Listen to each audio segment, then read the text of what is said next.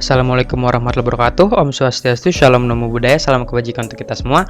Perkenalkan, kami dari kelompok 5B, dan pada kesempatan kali ini kami akan memberikan sedikit tutorial seputar penggunaan Microsoft Excel.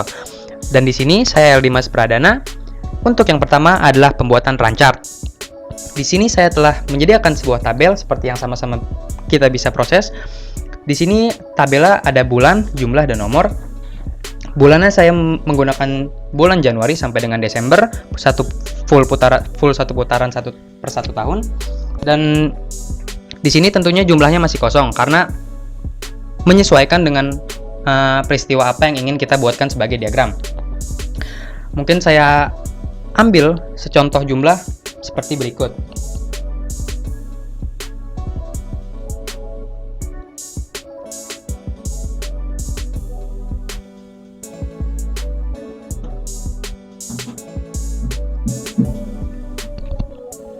Bila jumlah daripada data sudah tersedia, langkah yang selanjutnya dilakukan adalah memblok kolom bulan dan kolom jumlah.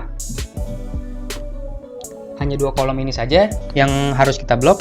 Langkah selanjutnya bila sudah kita blok adalah kita masuk ke kolom insert. Di sini kita bisa menemukan tanda yang seperti ini nih, tanda insert line or area chart.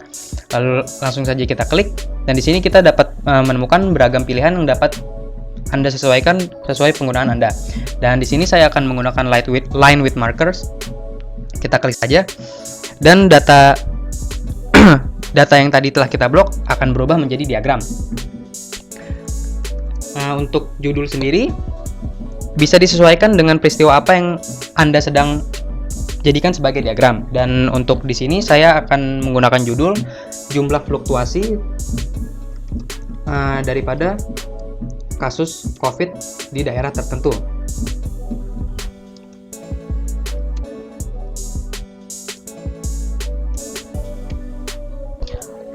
Untuk memudahkan pembaca dalam melihat diagram, kita bisa memunculkan value-value-nya. Caranya adalah dengan menekan yang grafik ini nih, grafik yang warna biru, lalu kita klik kanan. Nanti ada add data labels, kita klik dan muncul.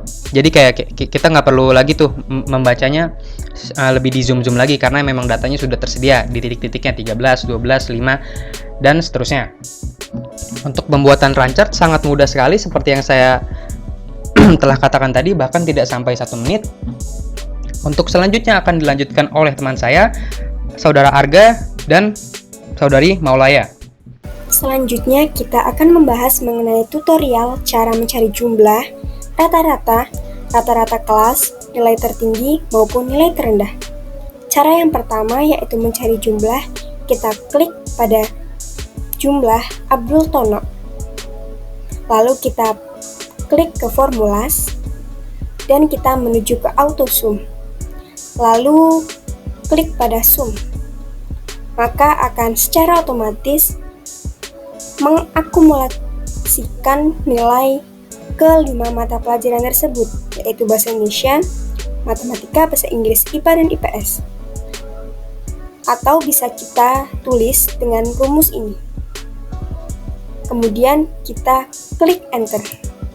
Maka akan muncul nilai jumlah dari ke-5 mata pelajaran tersebut pada siswa Abdul Tono. Lalu, jika ingin memudahkan mencari jumlah pada siswa lainnya, kalian tinggal klik pada garis, lalu akan muncul tanda plus, dan kalian tarik ke bawah. Maka akan secara otomatis menampilkan jumlah pada ke-5 mata pelajaran di setiap siswanya. Yang kedua, kita akan mencari rata-rata.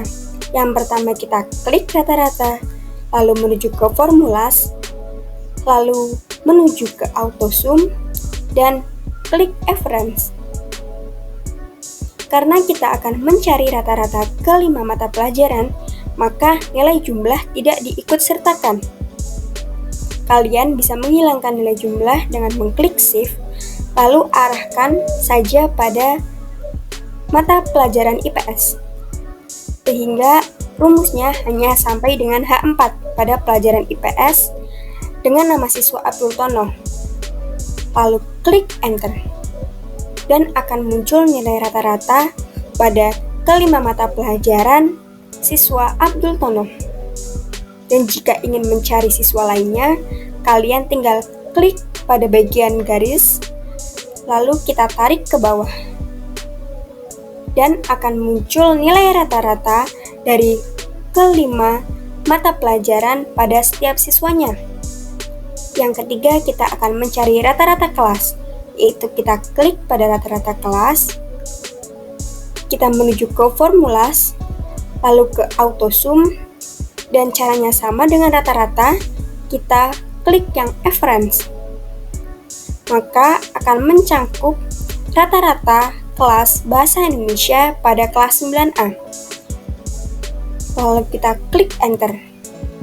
Nah, maka akan secara otomatis rata-rata kelas tersebut pada pelajaran Bahasa Indonesia akan muncul. Dan jika ingin memudahkan mencari rata-rata nilai kelas pada setiap mata pelajarannya, kita bisa klik pada tabel, lalu kita tarik, dan akan muncul rata-rata kelas tiap mata pelajarannya. Yang keempat, kita akan mencari nilai tertinggi. Kita menuju ke formulas, lalu ke autosum, dan kita klik yang max karena kita mencari nilai tertinggi. Dan nilai rata-rata di sini tidak diikutkan dalam mencari nilai tertinggi karena kita hanya mencari nilai tertinggi pada mata pelajaran Bahasa Indonesia ke-6 siswa tersebut, sehingga bisa rumusnya hanya sampai ke D9. Lalu kita klik enter. Lalu akan muncul nilai tertinggi pada mata pelajaran Bahasa Indonesia ke-6 siswa tersebut. Dan caranya sama jika ingin mencari ke yang lain. Maka kita bisa klik tambah lalu tarik.